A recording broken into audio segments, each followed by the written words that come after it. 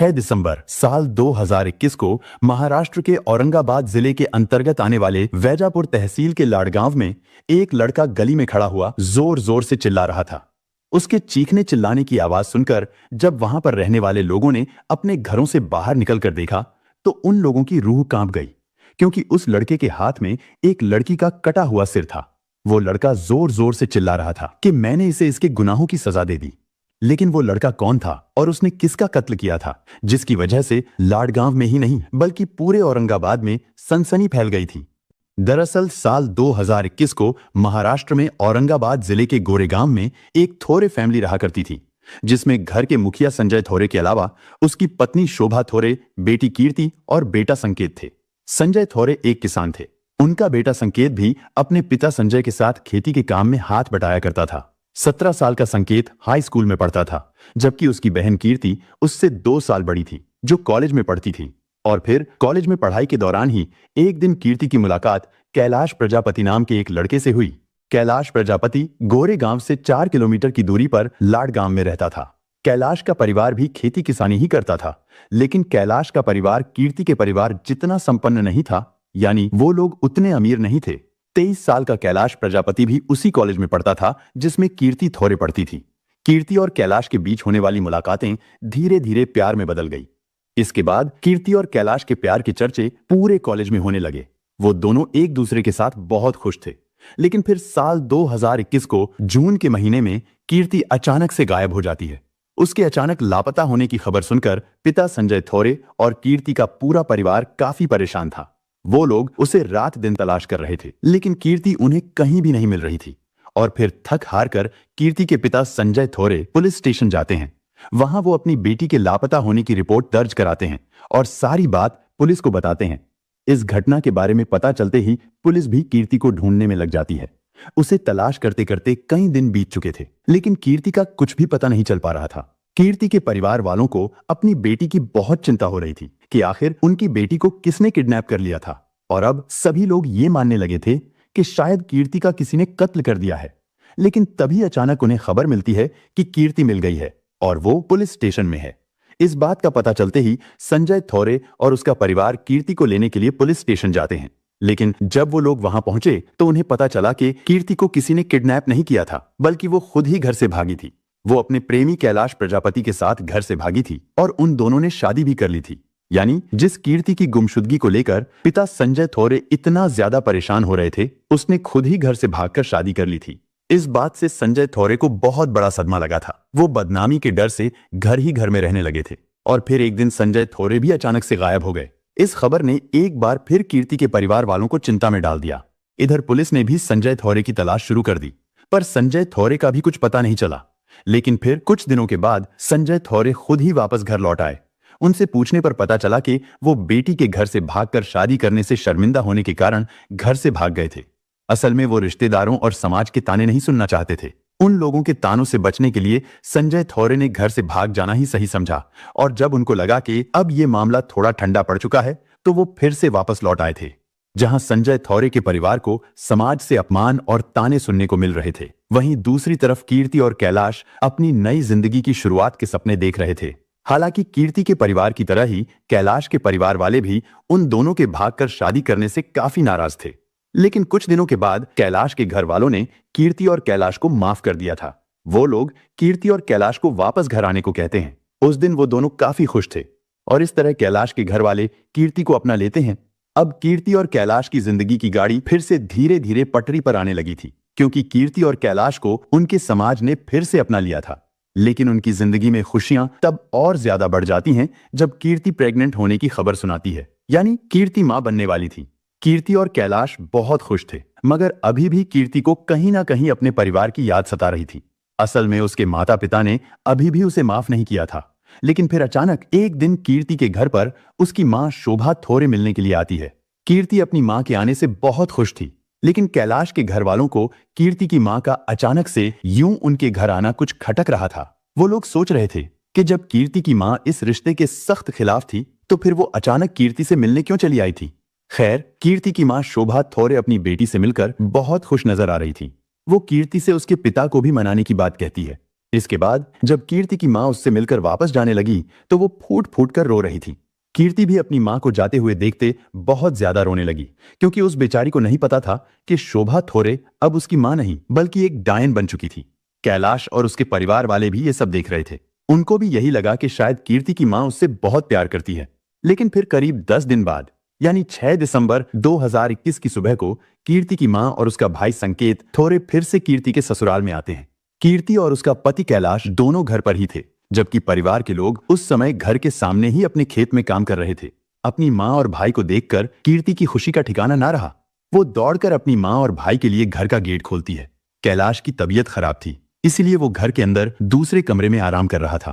कीर्ति अपनी माँ और भाई संकेत को घर के अंदर ले गई। कैलाश भी कीर्ति की माँ और भाई से मिला। क्योंकि उसकी तबीयत खराब थी, इसलिए वो फिर से कमरे में जाकर लेट गया। कीर्ति ने अपने भाई और माँ को दूसरे कमरे में बिठाया और वो खुद उनके लिए चाय बनाने किचन में चली गई।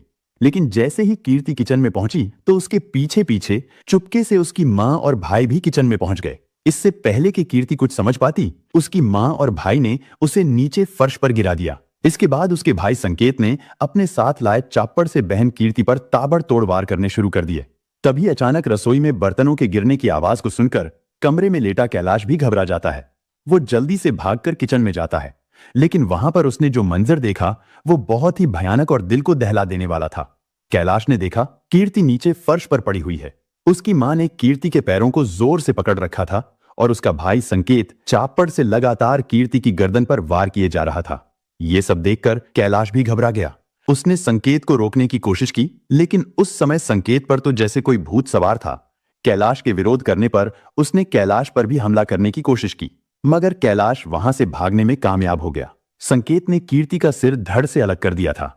इसके बाद संकेत अपनी बहन कीर्ति के सिर को लेकर उसके घर से बाहर निकला। वो जोर जोर से चिल्ला रहा था कि मैंने अपनी बहन को उसके गुनाहों की सजा दे दी।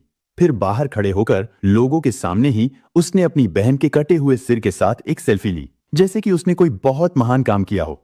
इधर कीर्ति के पति कैलाश प्रजापति ने पुलिस को फोन करके इस घटना की जानकारी दे दी थी, लेकिन जब तक पुलिस मौका वारदात पर पहुंचती है तब तक वो दोनों मां बेटे अपनी बाइक पर सवार होकर वहां से फरार हो चुके थे। इसके बाद पुलिस घटनास्थल की जांच करती है, साथ ही कीर्ति के पति कैलाश से भी पूछताछ करती है। हालांकि कैलाश वारदात के बाद काफी डर गया था, लेकिन फिर भी थोड़ी हिम्मत जुटाकर वो सारी बात पुलिस को बताता है। इसके बाद पुलिस कीर्ति के भाई संकेत और उसकी मां शोभा को तलाश करना शुरू कर देती है। वहीं दूसरी तरफ संकेत अपनी बहन के कटे हुए सर के साथ खींची हुई फोटो को व्हाट्सएप पोस्ट कर देता है। वो फोटो व्हाट्सएप पर तेजी से वायरल होती जा रही थी। इधर ये सारी चीजें चल ही रही थीं। उधर कीर्ति के भाई संकेत थोरे और उसकी मां ने वैजापुर पुलिस स्टेशन में जाकर सरेंडर कर दिया। अब ये तो साफ हो चुका था कि ये मामला ऑनर किलिंग का था। ऑनर किलिंग यानी अपनी प्रतिष्ठा और झूठी शान के लिए किसी का कत्ल कर देना। पूछताछ के दौरान संकेत ने बताया कि कीर्ति के घर से भाग जाने के बाद उनके परिवार वालों को पड़ोसियों और रिश्तेदारों के ताने सुनने पड़ रहे थे, जिसकी वजह से कीर्ति के पिता संजय थोरे को बहुत शर्मिंदगी का सामना करना पड़ रहा था। जहां कीर्ति लव मैरिज करके अपने पति के साथ खुशी से रह रही थी, वहीं कीर्ति के परिवार वालों के अंदर लोगों के ताने सुन सुनकर कीर्ति के प्रति गुस्सा और नफरत हद से ज्यादा बढ़ गई थी। हालांकि कीर्ति और कैलाश एक ही कास्ट से बिलोंग करते थे, यानी ये कोई इंटरकास्ट मैरिज नहीं थी, लेकिन फिर भी कीर्ति के माता पिता को ये शादी मंजूर नहीं थी। कीर्ति भी ये बात अच्छे से जानती थी कि उसके माता पिता कभी भी उसकी पसंद की शादी करने की बात पर राजी नहीं होंगे, इसलिए ही उसने बिना बताए घर से भागकर शादी करने का फैसला किया। लेकिन फिर शादी के कुछ महीनों बाद जब कीर्ति ने अपनी माँ और भाई को अपने घर पर देखा तो उसे लगा कि शायद अब सब कुछ ठीक हो चुका है। उसने सोचा कि उसके परिवार वालों ने उसे माफ कर दिया है, लेकिन उसकी सोच गलत थी, क्योंकि उसकी माँ उससे मिलने तो आई थी, लेकिन उसके मन में कीर्ति के लिए नफरत ही नफरत भरी हुई थी। उसकी माँ ने उसके घर जाते ही फूट फूट कर रोने का ड्रामा शुरू कर दिया, और जब शोभा को यह पता चला कि कीर्ति प्रेग्नेंट है और वो मां बनने वाली है, तो उन लोगों में कीर्ति के लिए नफरत और गुस्सा और भी ज्यादा बढ़ गया। शोभा थोरे ने सोचा कि जिस बेटी के कारण उसे और उनके पूरे परिवार को इतने ताने सुनने पड़ रहे हैं, वो खुशी खुशी रह रही है और अपना परिवार बसाने की तैयारी में है। इन सब बातों को सोचकर कीर्ति की मां शोभा ने अपने बेटे संकेत के साथ मिलकर प्लान बनाया कि वो लोग कीर्ति का घर नहीं बसने देंगे, चाहे फिर उसके लिए उन्हें उसकी जान ही क्यों ना लेनी पड़े। लेकिन इसके लिए सबसे पहले उन्हें कीर्ति का विश्वास जीतना जरूरी था, जिसके लिए उसकी मां शोभा ने पहले तो उससे सुलह करने का नाटक किया। और फिर 10 दिन बाद यानी 6 दिसंबर को अपने बेटे को साथ लेकर कीर्ति को कत्ल करने के इरादे से उसके ससुराल पहुंची। इधर कीर्ति ने जब माँ और भाई को अपने दरवाजे पर देखा तो उसने दौड़कर दरवाजा खोला। वो उन्हें अपने साथ घर के अंदर ले गई। कीर्ति उनकी खातिरदारी में जुट गई। कैलाश को भी यकीन हो चुका था कि शायद अब कीर्ति की मां ने उसे और अपनी बेटी को अपना लिया है, इसलिए वो भी निश्चिंत था। उसे इस चीज का बिल्कुल भी शक नहीं हुआ था कि उसकी सास और साला उस दिन उसकी पत्नी कीर्ति को कत्ल करने के इरादे से उनके घर पर आए थे। कीर्ति भी उनके लिए चाय बनाने किचन में चली गई थी। तभी उसकी मां और भाई भी उससे बात करने के बहाने उसके पीछे पीछे किचन में चले गए और फिर मौका देखकर चापड़ से वार करके उन्होंने कीर्ति के 2 टुकड़े कर दिए। संकेत को कीर्ति का गला काटने में कोई परेशानी ना हो, इसीलिए उसकी मां शोभा ने कीर्ति के पैरों को जोर से पकड़ रखा था। आप लोग कल्पना कीजिए वो कितना भयानक मंजर रहा होगा। इधर जब कीर्ति के पति कैलाश को घर में कुछ शोर सुनाई दिया तो उसने किचन में जाकर देखा, लेकिन उस भयानक मंजर को देखकर कैलाश भी कांप गया था। उसने कभी सपने में भी नहीं सोचा था कि उसके घर मेहमान बनकर आई उसकी सास और साला उसकी पत्नी को इतनी बेरहमी से कत्ल कर देंगे। लेकिन अपनी बहन को कत्ल करने के बाद भी संकेत का गुस्सा शांत नहीं हुआ था। 17 साल के संकेत ने न सिर्फ अपनी बहन का सिर धड़ से अलग किया था, बल्कि उसने उसके कटे हुए सिर के साथ सेल्फी भी ली थी, जैसे उसने कोई बहुत बड़ा बहादुरी का काम किया हो। कैलाश के पड़ोसियों ने भी देखा था जब संकेत अपनी बहन के कटे हुए सिर को अपने हाथ में उठाकर लोगों को बड़े ही गर्व से दिखा रहा था। अगर आपने एक मराठी फिल्म सैराट देखी होगी तो आपको जरूर पता होगा। उस फिल्म में ठीक इसी तरह लड़की के पिता और भाई उससे मिलने के बहाने आते हैं, लेकिन वो लोग धोखे से लड़की और उसके पति को कत्ल कर देते हैं। कैलाश, जो कि अपनी पत्नी के साथ नए जीवन के सपने देख रहा था, अब वो सदमे में था। उसकी पत्नी कीर्ति 2.5 महीने की प्रेग्नेंट थी। वो दोनों बहुत खुश थे क्योंकि कुछ ही दिनों में उनके घर एक और नन्हा मेहमान आने वाला था। लेकिन संकेत और उसकी मां ने कैलाश का घर उजाड़ दिया था। वो इस बात से सदमे में था कि आखिर कोई मां और भाई इतने बेरहम कैसे हो सकते हैं। अगर देखा जाए तो यही लगता है कि संकेत को जरूर इस कत्ल के लिए उकसाया गया होगा, क्योंकि संकेत उस समय केवल 17 साल का नाबालिग लड़का था। भले ही वो इस वारदात का मुख्य आरोपी था, लेकिन उसकी उम्र को देखते हुए इस जघन्य वारदात के मुख्य दोषी उसके माता पिता को और खास तौर पर उसकी मां को ठहराया जा रहा था।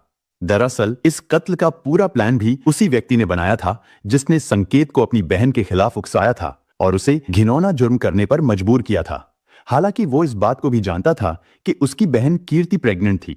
यानी उन दरिंदों ने यह भी नहीं सोचा कि वो लोग एक नहीं बल्कि 2-2 कत्ल कर रहे हैं। पुलिस ये भी पता लगाने की कोशिश करती है कि क्या संकेत के पिता संजय थोरे भी इस वारदात में शामिल थे या फिर ये साजिश उन दोनों मां बेटे ने ही रची थी। हालांकि पुलिस ने संकेत थोरे और उसकी मां शोभा थोरे को अरेस्ट करके जेल भेज दिया था, लेकिन पुलिस इस मामले में उस समय कोई ठोस सबूत नहीं जुटा पाई थी। यानी अगर देखा जाए तो आरोपी पहले ही पुलिस की पकड़ में आ चुके थे, लेकिन फिर भी फैसले में देरी हो रही है। खैर, क्या एक भाई और एक मां जिनके साथ कीर्ति ने अपना बचपन बिताया था, कैसे वो दोनों उस प्यार भरे रिश्ते को भूल गए थे? क्या वाकई समाज में बदनामी का डर इतना ज्यादा हो सकता है कि लोग अपनों को ही कत्ल करने पर उतर आएं? क्या अपनी झूठी शान और सम्मान बचाने का यही तरीका है? क्या 2 लोगों को प्यार करने पर इतनी कठोर सजा देना सही है? क्या कीर्ति के भाई संकेत का अपनी बहन और उसके होने वाले बच्चे को इतनी बेरहमी से कत्ल करना सही था? कमेंट बॉक्स में जरूर बताएं।